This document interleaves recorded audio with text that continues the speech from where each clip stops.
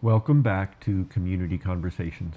I'm your host, Steve Mantis, and my guest today is our MP, Patty Hajdu, for Thunder Bay Superior North, the Minister of Employment, Workforce Development, and Labor. I can't help but smile every time you say that, because the first time I was asked to say that title on camera, I completely messed it up. So it was my first question out of the bat, and I couldn't even say my title. So every time you say it, I smile, because I've been exactly there. Right on. So Patty, we were just talking about housing in Thunder Bay, and in a way, we've got the federal, the provincial, and the municipal. Right. In the last couple months, I've had a number of our councillors and the mayor on, and they're all saying, geez, we're just struggling because we're providing more and more services. In a way, they are our closest link as regular people, is our city council, but they don't have the tools to raise the money to be able to do the job here. And so how the provincial and the federal governments relate to the municipal is a really big concern for them. How does this government see, is that an issue at the federal level? Do you see that same problem? And if so, what are the steps that the federal government wants to do to strengthen our municipalities? I mean, it really depends on the community. Of course, the large urban cities speak directly to the federal government in many cases, but not always. It depends on the project and the money. I work with the city very closely, and I've told them that when they are applying for federal money through whatever stream, that we should definitely be made aware of it, so that I can speak to my colleagues and I can follow up on the status of those requests and ensure that all the information that ministry needs they have. So that's my MP role, and very happy to provide that role. I can also alert them to various different forms of funding that may be coming up. And it's sometimes in areas that you might not think. I mean, Heritage, for example, is doing a lot of work right now around inclusion and anti-racism and diversity.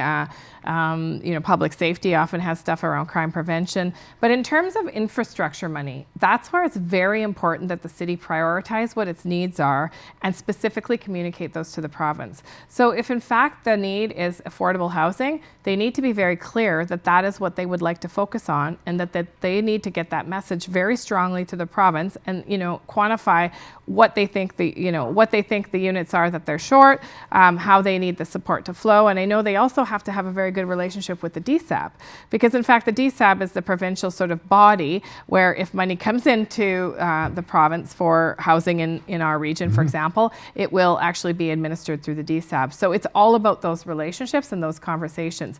I'm there really to advocate for what we need and what the city council expresses to me that they've asked for, but they have to actually be very vocal as well. And I'm glad to see that they're doing that with the province. It's very important that the province also prioritizes housing for this region, and that the DSAB and the city are working very closely together to make sure that they have the right data and the right sort of request in at the right levels. In terms of my portfolio, in terms of the funding available for skills development, I encourage this. I will be actually speaking with the city later today, so I'm going to let them know about some of the new streams of funding that I think they might be interested in exploring. But again, there are a number of other sort of ministries where there is opportunity, and I think we have to just seize that opportunity and apply for those grants in the same way that other communities might. So coming back in a way to that equity in the workplace piece, I've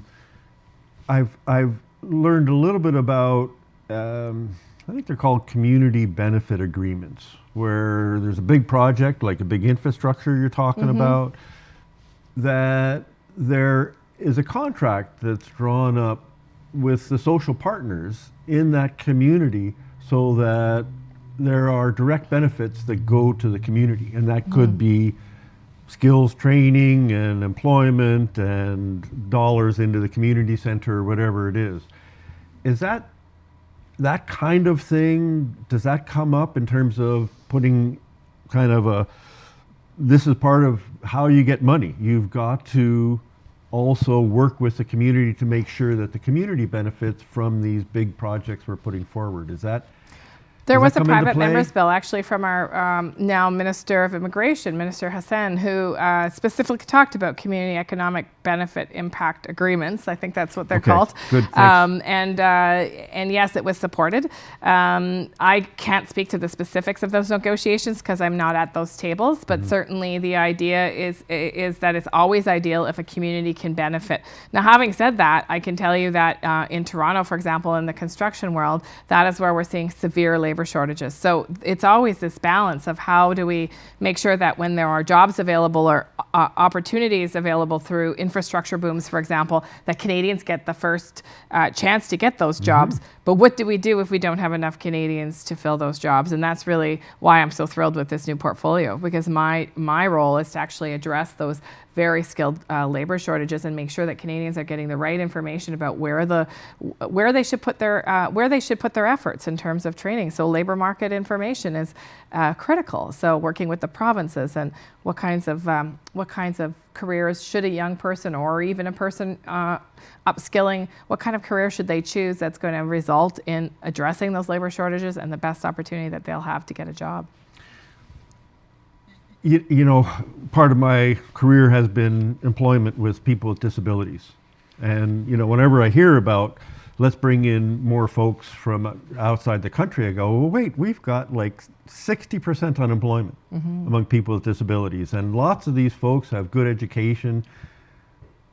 There's got to be more to it than that. There's got to be more to it than providing information to the employers. I mean, it seems to me it's like, why should we bother with these people with disabilities? They could be a liability to us. We're trying to get rid of our liabilities. I can bring in folks, I can access that and limit my liabilities. We all don't have that same social vision of inclusion. That's a challenge. Where do we go with that? Well, and we only have 1 minute or less. Well, I think it's going to take a whole of society approach, and you're quite right. I mean, it's a shame when we have a pocket of underemployed people in Canada, Canadians that have the skills and have the assets to access good employment if there wasn't stigma, if there weren't barriers. So I think it's great that you're doing the work, and I'm going to continue to talk to people just like you to get those answers. How do we break down that stigma? How do we incent employers to hire folks that have disabilities or women or Indigenous people or, in some cases, newcomers? How do we actually make sure that employers see the benefit of tapping into an already Canadian pool of people that have those skills? And we're working very hard to do that. That's our challenge. Patty, thank you so much for coming on the show. I want to remind folks you can find us on Facebook, on Community Conversations, and we post the videos on YouTube. Please come back and join us again next week and stay safe. Thank you.